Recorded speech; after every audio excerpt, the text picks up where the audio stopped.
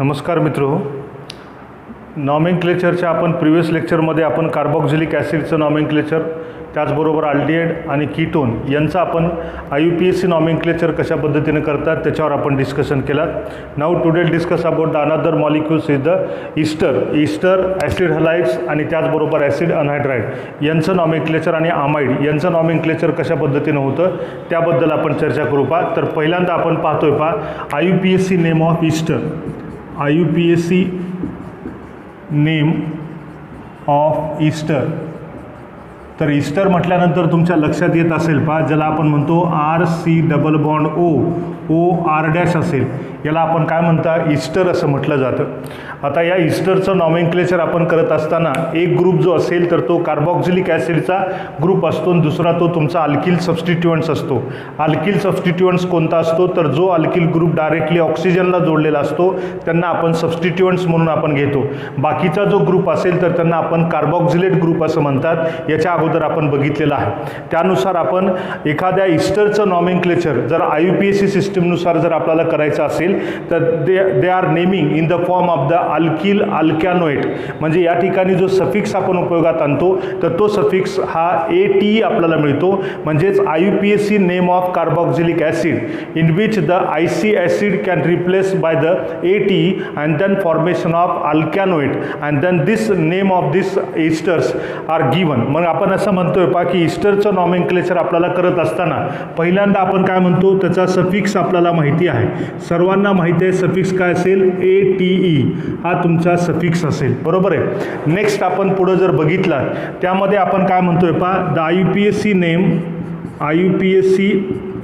Name of Easter is given in the form of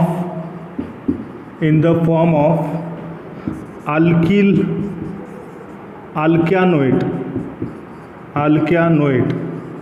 या स्वरूपामध्ये आपण काय करतोय एखाद्या ईस्टरचं आपण नॉमेनक्लेचर आपण करत असतो.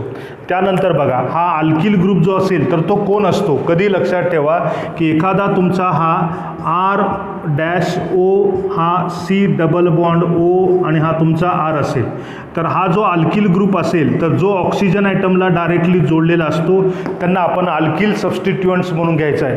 आणि हा जो अल्कॅनोएट असतो तर तो अल्कॅनोएट ग्रुप कोण असेल तर हा अल्कॅनोएट ग्रुप जो असेल तर तो तुम्हाला या ग्रुपपासून आपल्याला कधी मिळत असतो हे लक्षात ठेवा.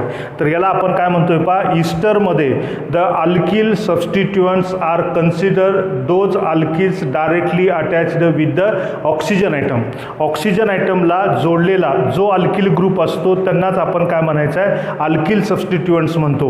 जो अल्किल ग्रुप कार्बनला जोडलेला असतो त्यांना आपण अल्कॅनोएटमध्ये घेत असतो. हा एक डिफरन्स आपण त्याच्यामध्ये लक्षात ठेवताल. तर याच्यानुसार आपण नॉमेनक्लेचर अल्किल अल्कॅनोएटमध्ये द्यायचं असेल तर त्यासाठी आपण कशा पद्धतीनं देतो ते आपण लक्षात ठेवू. म्हणजेच हे अल्कॅनोएट जसं आपण methanoic acid, ethanoic acid, propanoic acid, butanoic acid किंवा एखादा पेंटॅनॉइक ॲसिड हे जे नावं आपण कार्बोक्झिलिक ॲसिडचे IUPAC नेम आपण केलात त्याचाच उपयोग करून आपण अल्कॅनोएटमध्ये आपण करत असतात. त्यासाठी आपण एक्झाम्पल जर आपण पाहिलात तर त्यामध्ये आपण एक्झाम्पल काय पाहतोय बघा. जर आपण ईस्टर आपण असा हा घेतलात ईस्टर, त्यानंतर याला आपण IUPAC नेम आपण म्हणू आणि त्यानंतर तुम्हाला कॉमन नेम आपल्याला सांगता येईल कॉमन नेम. तर आता याच्यामध्ये आपण ईस्टर कशा पद्धतीनं नॉमेनक्लेचर करायचं आहे ते तुमच्या लक्षात येईल. पहिल्यांदा आपण काय करतोय, पहिला जो मेंबर असेल ज्याला आपण HC+OOCH3 हा तुमचा एक ईस्टर दिलेला आहे. याचं नॉमेनक्लेचर करत असताना अल्किल अल्कॅनोएट म्हणतो. म्हणजे हा तुमचा कोण आहे तर मिथिल आहे म्हणून आपण लिहिला इथं मिथिल ग्रुप आपण लिहिला, बरोबर आहे. त्यानंतर हा जो ग्रुप आहे तर हा ग्रुप कुणापासून मिळतो तुम्हाला, HC+OOH पासून मिळतो, फॉर्मिक ॲसिडपासून मिळतो. फॉर्मिक ॲसिडमधला जो IUPAC नेम जर बघितला तर त्याला मिथॅनॉइक ॲसिड असं म्हणतो, बरोबर आहे. म्हणजेच हा तुमचा काय असेल 1 कार्बन आहे. 1 कार्बन असेल तर तो काय असेल पहा, मिथेन असेल आणि मिथेनमधला ई काढायचा आणि त्या ठिकाणी OIC ॲसिड जोडायचा. यालाच आपण काय म्हणतोय पहा, तर मिथॅनॉइक ॲसिड असं म्हणतो. म्हणून आपण काय OIC ॲसिड असतो, यातला IC ॲसिड काढायचा आणि त्या ठिकाणी आपल्याला काय जोडायचं आहे पहा, AT आपण जोडतो. म्हणून आपण काय म्हणता, मिथिल मिथॅनोएट असं आपण त्याचं नॉमेनक्लेचर करतो. यालाच आपण काय म्हणता पहा, मिथिल फॉर्मेट. याला काय म्हणून आपण मिथिल फॉर्मेट असं म्हटलं जातं. तर मी कधी सांगितलं तुम्हाला की ज्यावेळेस कार्बॉक्झिलिक ॲसिड जवळचा एक हायड्रोजन आपल्याला रिप्लेस होतो किंवा कमी होतो, त्यावेळेस त्यातला IC ॲसिड काढून टाकून त्या ठिकाणी AT जोडायचा आहे. तेच मिथॅनॉइक ॲसिडमधला IC ॲसिड काढून टाकला, तिथं AT आणला. फॉर्मिक ॲसिडमधला IC ॲसिड काढला, तिथं AT आणला. तसं दुसरं एक्झाम्पल बघा, हा तुमचा CH3 C double bond O, हा OCH3 आपल्याला मिळालेला असेल. तर याचं नॉमेनक्लेचर आपण करत असताना आपण काय करणार आहात, हा तुमचा मिथिल ग्रुप आहे म्हणून आपण इथं लिहिला मिथिल, बरोबर आहे. त्यानंतर हा तुमचा कोण आहे, इथॅनॉइक ॲसिड. 2 कार्बन आयटम आहेत, इथॅनॉइक ॲसिड. इथॅनॉइक ॲसिडमधला आपण काय करतो, इथॅनॉइक ॲसिडमधला IC ॲसिड काढायचा आणि तिथं काय लिहायचा, AT. काय तयार झाला, इथॅनोएट आपण त्यांना म्हणतो. म्हणून आपण मिथिल इथॅनोएट हे त्याचं नाव झालं. आणि ते जर कॉमन नेमनं बघितला तर याला आपण काय म्हणतो, मिथिल ॲसिटेट असं म्हटलं जातं. हा तुमचा काय असेल, मिथिल ॲसिटेट असं म्हटलं जातं. नेक्स्ट एक्झाम्पल बघा, हा तुमचा CH3 CH2 C double bond O, हा CH2 CH3 आपण दिलात. याला आपण नाव देत असताना काय करणार आहात, हा अल्किल ग्रुप आहे, याला आपण काय म्हणतो, 2 कार्बन आयटम असतील तर काय असेल, इथिल. हा तुमचा कोण असेल, तर प्रोपॅनोएट. काय तयार होईल, 3 कार्बन आयटम आहेत म्हणजे काय असेल, प्रोपॅनोएट. हा तुम्हाला इथिल प्रोपॅनोएट असेल. यालाच आपण कॉमन नेम सिस्टीमनुसार काय देऊ शकतो, इथिल प्रोपिओनेट. हा प्रोपिओनेट आपण त्यांना म्हणू शकता. तर हे त्याचं कॉमन नेम असेल. नेक्स्ट आपण एक्झाम्पल घेताना CH3, हा CH3 C double bond O, हा O. त्यानंतर तुमचा हा CH3 असेल. याला आपण नाव देत असताना आपण काय करणार आहात बघा, याच्यामध्ये आपण काय करतोय पहा, हा तुमचा 1 असेल, हा 2 असेल आणि हा 3 असेल. याच्यामधल्या या कार्बन आयटमला आपण काय म्हणतोय पहा, तर पोझिशन आपण 2 असेल म्हणून आपण इथं काय लिहिता, तर हा 2. याच्यानुसार आपण हा मिथिल झाला. त्यानंतर आपण पुढं काय लिहिताय पहा, हा 2 मिथिल आणि त्यानंतर ही चेन तुम्हाला 3 कार्बनची आहे म्हणजेच आपल्याला काय असेल, प्रोपॅनोएट. हा तुमचा प्रोपॅनोएट आपल्याला मिळतो, बरोबर आहे.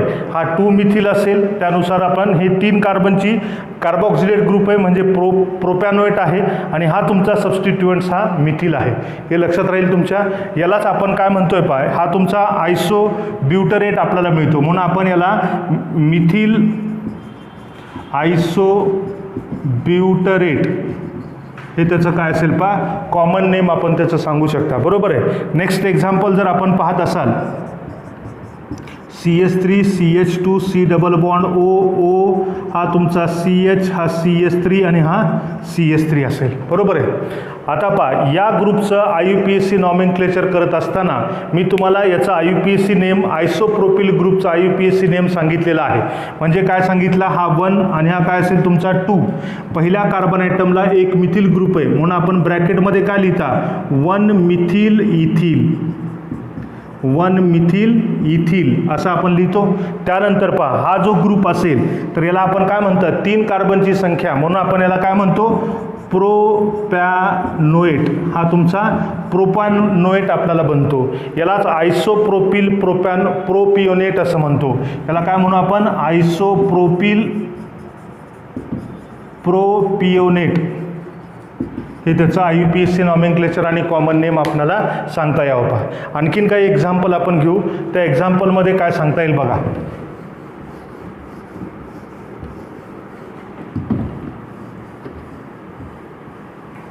आता पहा, नेक्स्ट एक्झाम्पल आपण पाहत असताना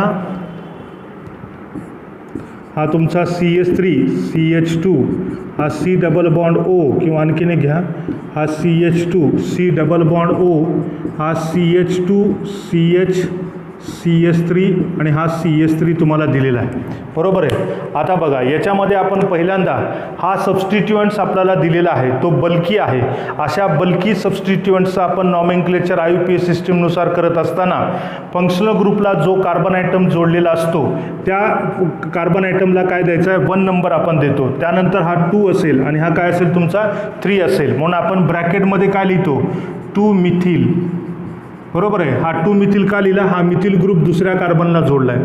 त्यानंतर 3 कार्बन आयटम आहेत म्हणून आपण काय लिहिता प्रोपिल, राईट, ब्रॅकेट क्लोज केला. त्यानंतर तुमचा हा कोणता ग्रुप आहे 1 2 3 4 आहे, 4 कार्बन आयटम असणारा ब्युटॅनोएट, काय असेल तुम्हाला ब्युटॅनोएट असं आपण त्याला म्हणतो, हा ब्युटॅनोएट आपल्याला बनतो.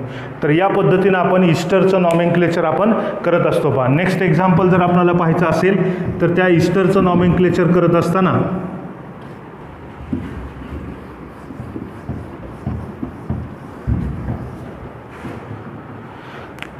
आता एक तुम्हाला असा दिलेला असेल,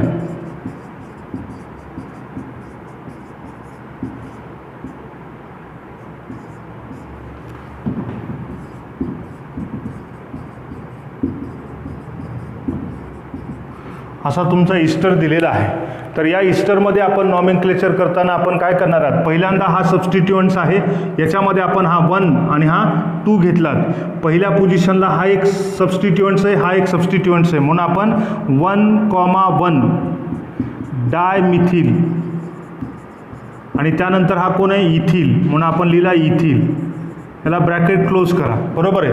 त्यानंतर पहा पुन्हा काय असेल तुम्हाला, याला आपण 1 हा 2 हा 3 आणि हा 4 आपण करतात. दुसऱ्या नंबरच्या कार्बन आयटमवर मिथिल ग्रुप आहे म्हणून आपण काय लिहिता 2 मिथिल, याला काय लिहू आपण 2 मिथिल आपण लिहितो. त्यानंतर 4 कार्बन आयटम आहेत म्हणजे कोण असेल ब्युटॅनोएट, म्हणजेच काय असेल तुम्हाला हा ब्युटॅनोएट. तर असे किती कॉम्प्लेक्स आपल्याला जर दिलेले असतील तर आपल्याला जे रूल्स आहेत त्या रूल्सला सोडून आपण जाण्याची गरज पडणार नाही, ही गोष्ट आपण लक्षात ठेवायची आहे. तर हे ईस्टरचं नॉमेनक्लेचर आपल्याला अशा पद्धतीनं तुम्हाला दिलं जातं. हे तुम्हाला पॉलिफंक्शनल कंपाऊंड्समध्ये पण पुन्हा येईल, त्यावेळेस तुम्हाला याचा सफिक्स कोणता वापरायचा प्रिफिक्स कोणता वापरायचा हे तुम्ही लक्षात ठेवताल. पहा नेक्स्ट आपण पुढचा कंपाऊंड्स आपण पाहतो ज्याला आपण अनहायड्राइड्स असं म्हणतात. तर नेक्स्ट कंपाऊंडचं नॉमेनक्लेचर कशा पद्धतीनं दिलं जातं ते आपण बघू. पहा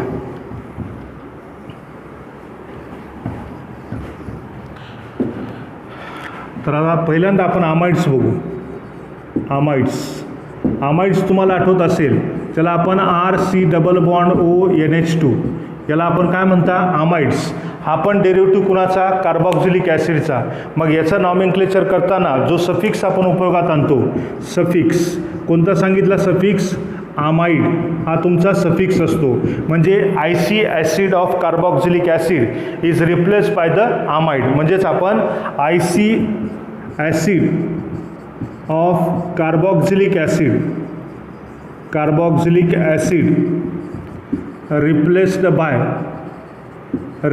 बाय आमाइड हे आपण या ठिकाणी लक्षात ठेवायचं आहे.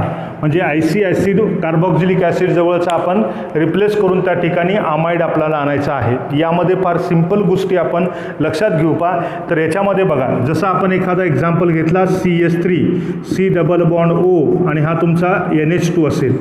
याचं नाव देत असताना बघा काय नाव देत असतो, याला आपण कॉमन नेम सिस्टीमनुसार ॲसिटामाइड असं म्हटलं जातं. आता याच्यामध्ये आपण काय करतोय पहा, तर इथं तुम्हाला इथॅनॉइक हा जो असेल तर इथॅनॉइक असेल तर इथॅनॉइक म्हटल्यानंतर आपण काय लिहिता इथॅनामाइड. हा इथॅनामाइड आपल्याला बनतो. हे IUPAC नेम आहे कारण हा ॲसिटिक ॲसिडमधला ॲसिटामाइड हे आपण IC ॲसिड काढून टाकला, तिथं काय आणलात आपण आमाइड आणलात. तसंच याच्याच IUPAC नेममध्ये म्हणजे इथॅनॉइक ॲसिड म्हणतो आणि इथॅनॉइक ॲसिडमधला IC ॲसिड काढून टाकायचा आणि त्या ठिकाणी आमाइड, यालाच आपण इथॅनामाइड असं म्हटलं जातं. नेक्स्ट एक्झाम्पल बघा, 2-3 कार्बन आयटम असतील आणि त्याचबरोबर आपण काय लिहितो हा NH2 ग्रुप आहे. तर याला काय म्हणणार आहात आपण 3 कार्बन म्हणजे कोण प्रोपॅनॉइक ॲसिड. प्रोपॅनॉइक ॲसिडमधला IC ॲसिड OIC ॲसिड काढायचा आणि तिथं काय जोडायचं आपल्याला आमाइड जोडायचा. म्हणजेच आपल्याला काय मिळेल तर हा प्रोपॅनामाइड. हा तुमचा प्रोपॅनामाइड हे त्याचं IUPAC नेम आहे. कॉमन नेम आपण लिहित असताना प्रोपियानामाइड हे त्याचं कॉमन नेम आपण सांगू शकता, बरोबर आहे. नेक्स्ट आपण बघितला दुसरं एक्झाम्पल आपण CH3 CH2 हा CH2 C double bond O आणि हा तुमचा NH2 असेल तर याला आपण काय म्हणू शकता तर 4 कार्बन आयटम आहेत म्हणून आपण काय म्हणता ब्युटॅनामाइड. हा काय असेल तुमचा ब्युटॅनामाइड, बरोबर आहे. यालाच आपण काय म्हणतोय ब्युटेरामाइड असं आपण त्याला म्हणतो. तर हे त्याचं कॉमन IUPAC नेम आपण त्या ठिकाणी लक्षात ठेवायचं आहे, लक्षात राहील. तर या अशा पद्धतीने आपण अमाइडचं नॉमेनक्लेचर आपण करत असतो. आणखीन एक छोटीशी गोष्ट लक्षात ठेवा, याच्यात आणखीन काही व्हेरिएशन आपल्याला पाहायला मिळतात, ते एक्झाम्पल मी तुम्हाला सांगण्याचा प्रयत्न करतोय पहा. तर हे तुम्हाला इथं या हायड्रोजनला रिप्लेस करून एक मिथिल ग्रुप येऊ शकतो, एखादा इथिल ग्रुप येऊ शकतो. त्याचंही नॉमेनक्लेचर आपण कशा पद्धतीने करायचं आहे ते आपण बघू पहा. तर याच्यामध्ये आपल्याला हा ॲसिटामाइड आपण बघितला, त्यालाच आपण काय म्हणतोय पहा. आता पहा नेक्स्ट आपण पुढे एक्झाम्पल बघू. हा तुमचा CH3 CH2 हा CH2 हा C डबल बॉन्ड O हा तुमचा N हा H असेल आणि हा तुमचा CH3 दिला, असा मॉलिक्यूल आपल्याला दिलेला असेल. तर आपण पहिल्यांदा काय करतोय पहा, तर पहिल्यांदा आपण कोणता सफिक्स घेणार आहात, अमाइड घेणार आहात हे तर आपल्याला माहिती आहे. पण याच्यामध्ये काय असेल पहा, या नायट्रोजन आयटमला एक मिथिल ग्रुप जोडला आहे, बरोबर आहे. तर याची पोझिशन आपण देत असताना नायट्रोजनला डायरेक्टली जोडलेला आहे म्हणून आपण याला N हा नंबर उपयोगात आणायचा आहे आणि म्हणून आपण याला काय म्हणतो N मिथिल. हे लक्षात ठेवा, हे अमाइनमध्ये पण आपल्याला येणार आहे. जो सबस्टिट्युअंट्स डायरेक्टली नायट्रोजनला जोडलेला असतो त्याचं नॉमेनक्लेचर करताना N indicate the nitrogen item आणि नायट्रोजन आयटमला हा मिथिल ग्रुप जोडलेला आहे हे आपल्याला इंडिकेशन करतं. त्यानंतर बघा हा तुमचा N मिथिल असेल. त्यानंतर बघा ही कार्बन चेन आपण बघतो 1 2 3 4 कार्बन आयटम असणारा कोण असतो ब्युटेन, बरोबर आहे ब्युटेन. त्यानंतर याच्यासाठी जो कोणता घ्यायचा आहे सफिक्स आपल्याला घ्यायचा आहे. काय घेता सफिक्स आपण इथं आपण लिहिता अमाइड, हे त्याचं IUPAC नेम असेल N मिथिल ब्युटॅना अमाइड. हे लक्षात यायला तुमच्या. नेक्स्ट बघा पुढे एक्झाम्पल जर बघितलात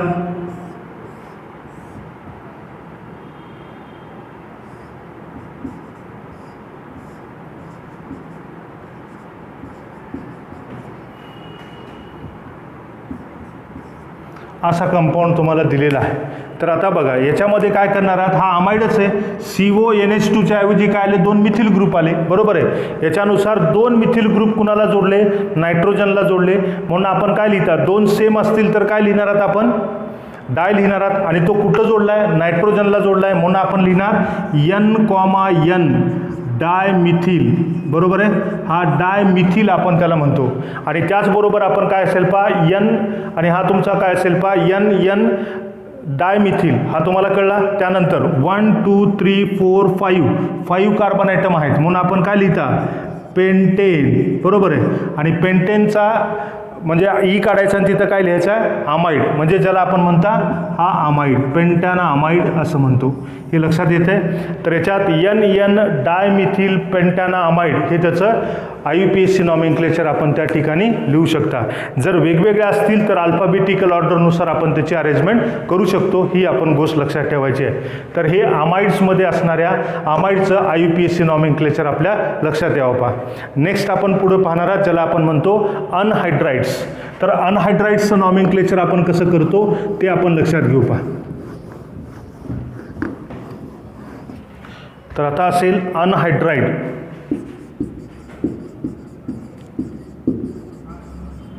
अनहायड्राइड कसा बनतो तुम्हाला माहिती आहे. अनहायड्राइड्स कसे बनतात, 2 molecules of carboxylic acids condense to each other by removing the water molecules and these compounds are called like the anhydrides.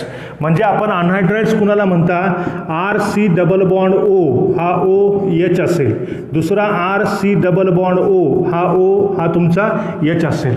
यांच्यातला आपल्याला काय होतो पहा तर वॉटर मॉलिक्यूल आपल्याला रिमूव्ह होतो. हा वॉटर मॉलिक्यूल रिमूव्ह झाला आणि वॉटर मॉलिक्यूल रिमूव्ह झाल्यानंतर RC डबल बॉन्ड O हा ऑक्सिजन दोघांच्या कॉमनमध्ये येतो. हा C हा तुमचा C असेल आणि हा डबल बॉन्ड O आणि हा R असेल.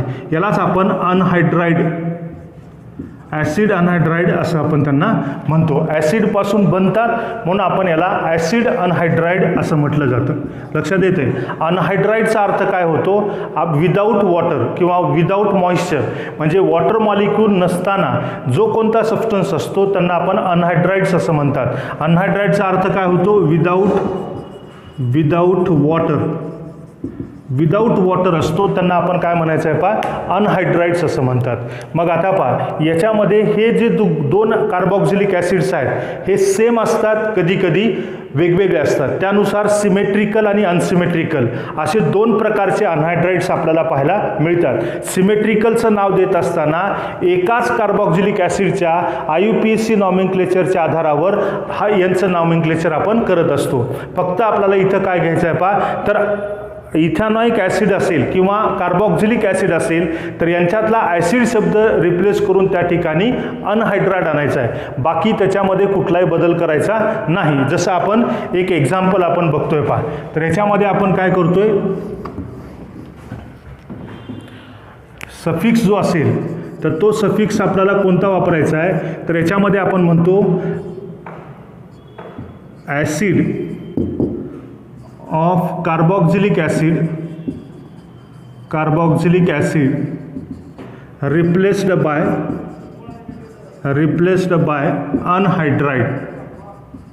अनहायड्राईड. बस एवढंच आपण लक्षात ठेवायचं आहे. कार्बॉक्झिलिक ॲसिडच्या ॲसिडचे रिप्लेसमेंट कुणामुळे होणार आहे, तर या अनहायड्राईड्समुळे होणार आहे. बरोबर आहे. तर आता बघा, आत्तापर्यंत आपण IC ॲसिड काढला होता. इथं याच्यासाठी काय काढायचं आहे, फक्त ॲसिड काढायचं आणि तिथं अनहायड्राईड लिहायचं. जसं आपण एक एक्झाम्पल बघतो, HC डबल बॉन्ड O हा तुमचा काय असेल, O हा C डबल बॉन्ड O आणि हा तुमचा H असेल. तुम्ही जर बघितलात तर हा फॉर्मिक ॲसिड आहे. बरोबर आहे. म्हणून आपण काय म्हणतोय पहा, दोन्हीकडे आपण फॉर्मिक, दोन हात हा पण काय असेल तुम्हाला फॉर्मेट आहे, हा पण तुम्हाला काय दिसेल पहा फॉर्मेट आहे. बरोबर आहे. म्हणजे फॉर्मिक ॲसिड आहे, म्हणजेच याचा अर्थ आपण काय म्हणता, एकदाच लिहायचं आहे, फॉर्मिक अनहायड्राईड. याचं नाव काय असेल, फॉर्मिक अनहायड्राईड, किंवा त्याला आपण काय म्हणू शकतो पहा, याचंच नॉमेनक्लेचर करत असताना IUPAC सिस्टीमनुसार काय करता, एक कार्बन आहे म्हणजे त्याला आपण मिथॅनॉइक अनहायड्राईड असं म्हणतो. लक्षात येते. दुसरं एक्झाम्पल बघा, हा CH3 C double bond O C double bond O आणि हा CH3. याला असंच लिहावं असं नाही, असंही आपण लिहू शकता. बरोबर आहे. आता याच्यातला बघा, हा ग्रुप कोण आहे, तर हा इथॅनॉइक आहे. हा पण कोण आहे, इथॅनॉइक आहे. बरोबर आहे. म्हणून सिमेट्रिकल आहे, दोन सारखे कार्बॉक्झिलिक ॲसिडपासून बनलेला आहे. म्हणून आपण याला काय म्हणतो, इथॅनॉइक काय असेल तुम्हाला, अनहायड्राईड. इथॅनॉइक अनहायड्राईड असं आपण त्यांना म्हणू शकता. सिमेट्रिकल पाहायला मिळतात. बरोबर आहे. आणखीन एक एक्झाम्पल बघा, ज्याच्यामध्ये आपण हा CH3 CH2 C double bond O C double bond O हा तुमचा CH2 आणि हा तुमचा CH3 असेल. याला आपण काय म्हणतो, हा प्रोपॅनॉइक ॲसिड आहे, तर सिमेट्रिकल आहे म्हणून एकदाच लिहायचं आहे. म्हणून आपण काय लिहितो, प्रोपॅनॉइक अनहायड्राईड. हा काय असेल तुम्हाला, प्रोपॅनॉइक अनहायड्राईड असं म्हणतो. हे सिमेट्रिकल बद्दल. तसंच ब्युटॅनॉइक अनहायड्राईड, पेंटॅनॉइक अनहायड्राईड, हेक्झॅनॉइक अनहायड्राईड असे अनहायड्राईड्स आपण तयार करू शकतो. त्याचं IUPAC नॉमेनक्लेचर आपण करू शकता. नेक्स्ट बघा, पुढं आपण अनसिमेट्रिकल जर बघितलात, अनसिमेट्रिकलमध्ये आपण काय करतोय पहा. अनसिमेट्रिकल म्हणजे काय असेल, दोन वेगळे कार्बॉक्झिलिक ॲसिड असतील. जसं आपण म्हणतो एखादा CH3 C double bond O हा OH असेल, दुसरा आपला हा CH3 CH2 हा C डबल बॉन्ड OH असेल.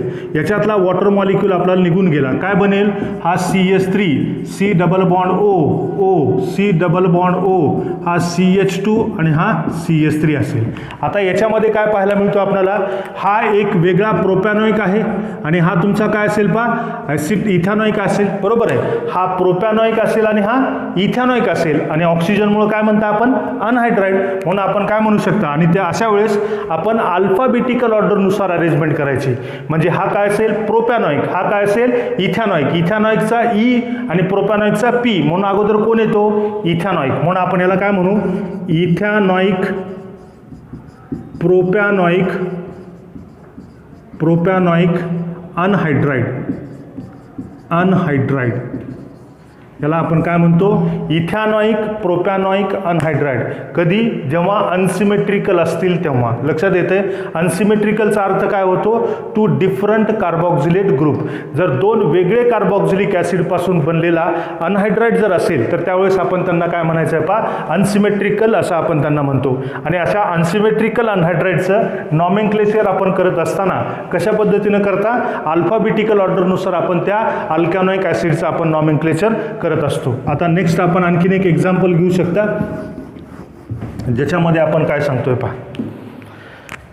हा तुमचा CH3 CH2 C double bond O O, हा C डबल बॉन्ड O, हा CH2 CH2 CH3. आता बघा, याच्यामध्ये दोन वेगळे आहेत, म्हणजेच हा तुमचा काय असेल, हा एक वेगळा आहे आणि हा एक वेगळा आहे. हा प्रोपॅनॉइक आहे, हा ब्युटॅनॉइक आहे. मग बी अगोदर येतो पीच्या, म्हणून आपण काय लिहायचा, ब्युटॅनॉइक प्रोपॅनॉइक अनहायड्राइड. अशा पद्धतीनं आपण काय करतोय पहा, याचं IUPAC नॉमेनक्लेचर आपण करू शकता. बरोबर आहे. तर या पद्धतीनं आपण काय करतोय पहा, तर हे अनहायड्राइड्स आपण IUPAC सिस्टीमनुसार नॉमेनक्लेचर आपण करायचं आहे पहा. तर असे आपल्याला जे कंपाऊंड्स आहेत त्या कंपाऊंड्सचं आपण नॉमेनक्लेचर कशा पद्धतीनं करायचं आहे हे आपण लक्षात घेऊ. आता बघा, थोडक्यात मी तुम्हाला सांगतो, ॲसिड क्लोराइड्स किंवा हलाइड्स आपण असतील तर ॲसिड हलाइड जर असतील तर त्यांचं नॉमेनक्लेचर थोडक्यात लक्षात ठेवा. तर ज्याच्यामध्ये आपण ॲसिड हलाइड्स, ज्याला आपण काय म्हणू शकता, RC डबल बॉन्ड OCl असेल. बरोबर आहे. याचं नाव देत असताना आपण काय करतोय पहा, तर हा तुमचा CH3 C double bond OCl असेल. तर याला आपण काय म्हणतो, ॲसिटिल म्हणता. याचं कॉमन नेम ॲसिटिल क्लोराईड, हे त्याचं कॉमन नेम आहे. बरोबर आहे. आता इथं काय करायचं आहे आपल्याला, हा इथॅनॉइल क्लोराईड, म्हणजे इथॅनॉइल म्हणजे इथॅनॉइक म्हणतो, इथॅनॉइल क्लोराईड. म्हणजे इथॅनॉइल क्लोराईड कशामुळं, इथॅनॉइक ॲसिडमधला आयसी ॲसिड काढून टाकला, त्या ठिकाणी काय आणलात आपण, वायल आपण सफिक्स आपण उपयोगात आणतो. बरोबर आहे. म्हणजे याचा सफिक्स जो असेल तर IC acid replaced bye YL, हे आपण सफिक्स आपण कुणासाठी वापरू शकता, ॲसिड हलाइडसाठी आपण उपयोगात आणतो. नेक्स्ट बघा, दुसरं एक्झाम्पल आपण बघतो. हा CH3 CH2 C double bond O, हा तुमचा Cl असेल. तर याला आपण काय म्हणू, हा प्रोपॅनॉइल, हा प्रोपॅनॉइक ॲसिडमधला आयसी ॲसिड काढून टाकला आणि तिथं वायल आणला आणि काय लिहितो आपण, क्लोराईड असं म्हटलं जातं. हा तुमचा काय असेल, प्रोपॅनॉइल क्लोराईड असं म्हणतो, ब्युटॅनॉइल क्लोराईड असं म्हणतो, मिथॅनॉइल क्लोराईड. म्हणजे जसं आपण म्हणता HC डबल बॉन्ड OCl, याला आपण काय म्हणू शकता, मिथॅनॉइल क्लोराईड असं आपण त्यांना म्हणू शकता. इतकं सिंपल आपल्याला काय असेल पहा, तर हे कॉमन नेम आणि IUPAC नेम आपण कार्बोनिल कंपाऊंड्सचे आपण बघितलेले आहात. नेक्स्ट लेक्चरमध्ये आपल्याला फार कमी कंपाऊंड्स राहिलेले आहेत. एक अमाइन, दुसरा सायनाइड आणि त्यानंतर तुम्हाला नायट्रो अल्केन्स, हे तीनच कंपाऊंड्स आपल्याला नॉमेनक्लेचर जे असतील आणि एक इथर राहिलं, 4 राहतील. तर यांचं आपण नॉमेनक्लेचर नेक्स्ट लेक्चरमध्ये आपण संपवू आणि मग आपण पॉलिफंक्शनल कंपाऊंड्सकडे जाणार आहोत. धन्यवाद.